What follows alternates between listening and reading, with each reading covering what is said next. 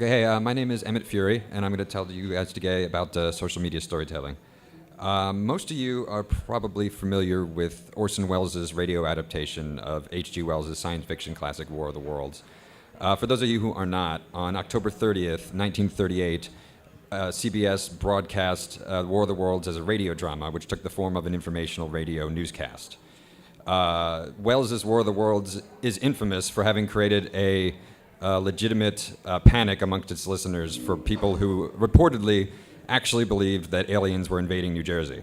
Now, history tells us that the actual impact of War of the Worlds has been wildly overblown.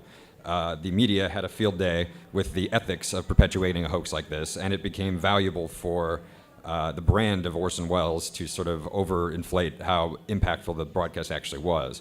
But my interest in the phenomenon is not in how many people were duped, but how anybody was duped at all. People at the time were already well indoctrinated to the idea of radio being used to transmit fiction through serial dramas like The Shadow, which Orson Welles also famously narrated. So my question became, how could anyone, even for a moment, believe the outrageous claims of this faux newscaster? But I would argue that the extent to which anyone believed War of the Worlds was real had almost nothing to do with the content of the broadcast and everything to do with the form that it took. Because 99% of the people who listened to War of the Worlds live in 1938 had never heard an informational news broadcast used to transmit fiction. Now, I've been doing some research into a relatively nascent field of study called cognitive narratology, which is basically saying that we're starting to know enough about how the brain works to define narrative in terms of how we experience things. Now, in every waking moment, the brain is engaged in a complicated set of predictive statistics called Bayesian Inference, which this formula is really just a complicated way of saying that the brain makes predictions about the world based on everything we've learned about the world up to this point. So with that in mind, let's kind of walk through what the thought process might have been for a listener of War of the Worlds in 1938. They might have said something like, this informational radio broadcasts are used to transmit factual discourse. This radio program has similar characteristics to an informational radio broadcast. Therefore, this radio program is an informational radio broadcast. Therefore, the radio program is factual. And Orson Welles knew what he was doing, even if he didn't say it in as many words. He knew by subverting the informational radio broadcast as a discursive form, he could give his audience an entirely new narrative experience. And he would not be the last storyteller to subvert a nonfiction form for his own narrative ends. Another good example is the found footage horror subgenre pioneered by movies like The Blair Witch Project. The creators of The Blair Witch Project subverted the documentary film in much the same way that Welles subverted the informational radio broadcast. You know, our brain has associated like low production values, long unedited takes, and shaky camera moves with the documentary form, and we understand that documentaries are supposed to be nonfiction. Therefore, our brain says, when this film plays like a documentary, we just assume it's nonfiction. And importantly, our brain does that automatically, whether we want it to or not. But this is all really a precursor to what I'm here to talk about today, which is social media storytelling. The same year that Blair Witch hit screens, a popular form of web content called a weblog was shortened to blog, which we now still use today. And with the advent of sites like YouTube, the blog inevitably led to the video log or vlog. And when both of these forms started, they were used almost exclusively for nonfiction. So you guys may be getting a little ahead of me on this one. But in 2006, a girl named Bree started a vlog, which became a YouTube sensation. It started off very sort of teenage, angsty, normal stuff, but then it became clear that her parents were involved in kind of a scary cult, and it kind of really amped up the drama of these vlogs. But of course, in reality, Bree was an actress named Jessica Rose, and her vlog was a scripted web series called Lonely Girl 15. The creators of LG15 maintained the illusion that Bree was real for about 4 months, and part of the way they did this was having her interact in real time with the fans in the YouTube comments as the videos were being released. And this sort of gave way to a whole slew of transmedia web series, these cross-platform experiences that have video, but also characters who have a bunch of social media accounts and telling this big tapestry of a story across a bunch of different mediums. And that brings us to a series that I'm working on currently called The New Adventures of Peter and Wendy. It's a modern update of J.M. Barrie's classic Peter Pan, and it's also shot in vlog style. And it is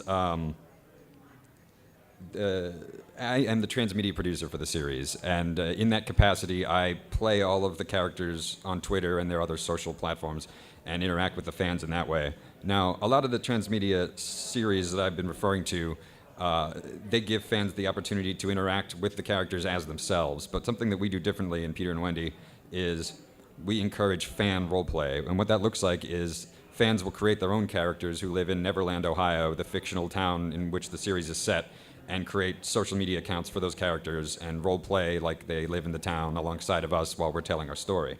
And I'm going to tell you guys real briefly my favorite story about how the fan role play has contributed to the world. The guy who writes the scripts for Peter and Wendy says it's a new girl with fairies. It's like a modern day, fairly grounded world like our own, but it does have some magical elements like fairies exist. Tinkerbell is a character.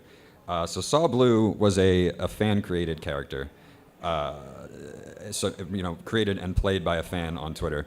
And then our version of John Darling is very OCD about a lot of things. He's OCD about cleaning, for instance. So one day during the first season, the Saw Blue character, whoever plays her, tweeted to John, "Hey, John, you should come over and help me clean my apartment." And in my head, I was like, well, that sounds like something John would do, so I said, sure. And now, mind you, this is all just virtual role play. No one ever meets anyone in actual person.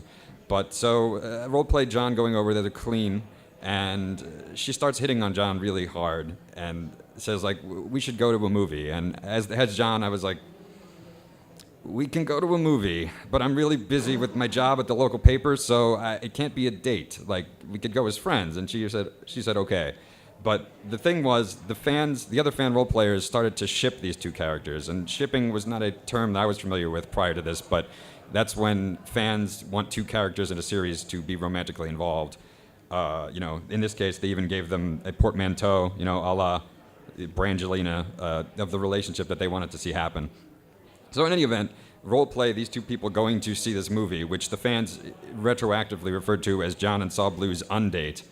And then the fans role-played, like, following behind at a discreet distance, hiding in bushes, wearing, like, trench coats and hats, trying to encourage romantic things to happen that, for a lot of good reasons, was never going to happen, even in a virtual role-play scenario. But the cool cap to the story was, in the second season, we learned that John is gay. And, I only am half joking when I say that it's well within my ability to role-play being awkward on a date. But their undate was so awkward. And knowing what we knew about him in season 2, I thought it should not go unremarked. But I didn't think it would happen publicly over Twitter. So what happened instead was I had John have a direct message exchange with that character, a private exchange where he was saying, I was aware of your interest on our undate, and I was finding out some things about myself at that time, and I consider you a good friend. I just wanted you to know the reason nothing ever happened between us is because you are not the right gender, and I hope you understand. And she was very touched and supportive of him. And again, this is just an example of a thing that I couldn't have planned, wouldn't have planned, but it came organically out of the fan engagement, and it's been pretty cool. I do want to take a minute before we wrap up to address what I mentioned earlier, the ethics of this kind of thing.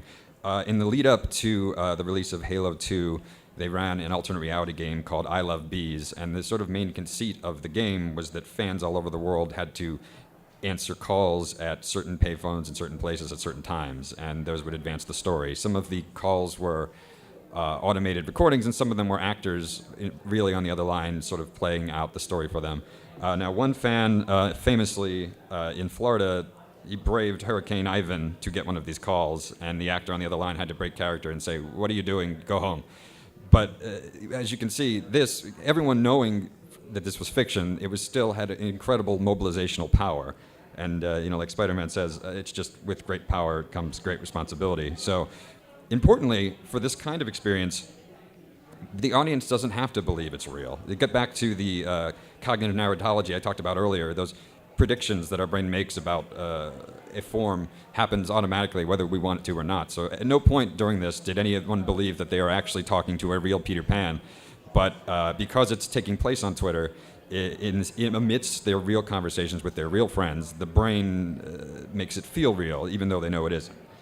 And I've found that on top of being fairly engaging narrative form, it also just has some interesting virtues, this interactive social media fiction.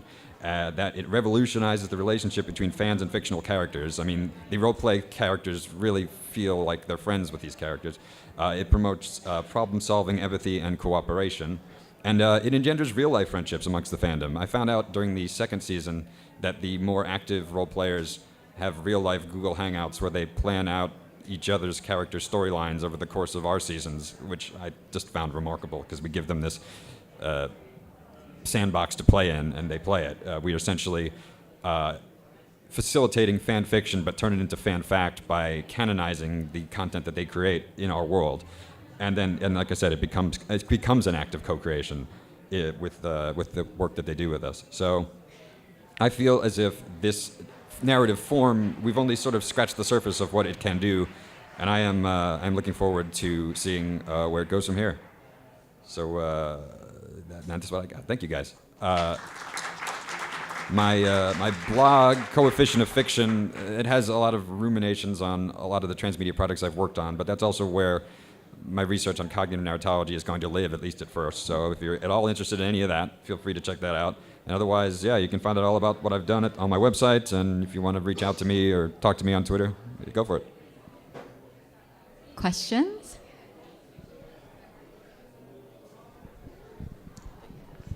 So do you write the storyline based on the fans' interactions and as well as your interactions together?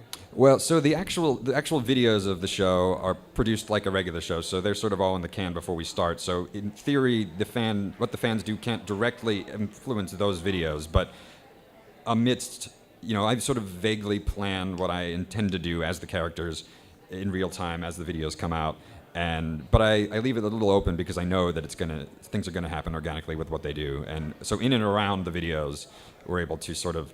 A good example is in the first season, Peter and Wendy were romantically involved, and Peter, in one of the episodes, he was gonna take Wendy on a scavenger hunt, and that was always supposed to happen off camera. So that was something that we were always gonna role play on Twitter, where like the fans help Wendy figure out the clues and get to the end. It was gonna be some cute picnic or something. But in one of the meetings, someone pitched. So, like, the fans had created a fake event called the Neverland Midsummer Night's Ball, where they all were going to take pictures of themselves in their dresses and get ready to go to this dance. So one of them said, well, how about we make the result of the scavenger hunt be sort of this visual aid series of images where Peter asks Wendy to be his date to this event that the fans created. And that was the first time we really sort of referred to and canonized the stuff that they created, and they lost their minds, frankly. They were like, how did they plan this around an event that we made up a week ago, But and obviously they figured it out. But bottom line is, it's been pretty, only a relatively smaller percentage of the audience engages on that level, but the ones who do are sort of fans for life, and they've had such an important impact on the world themselves. It's been cool.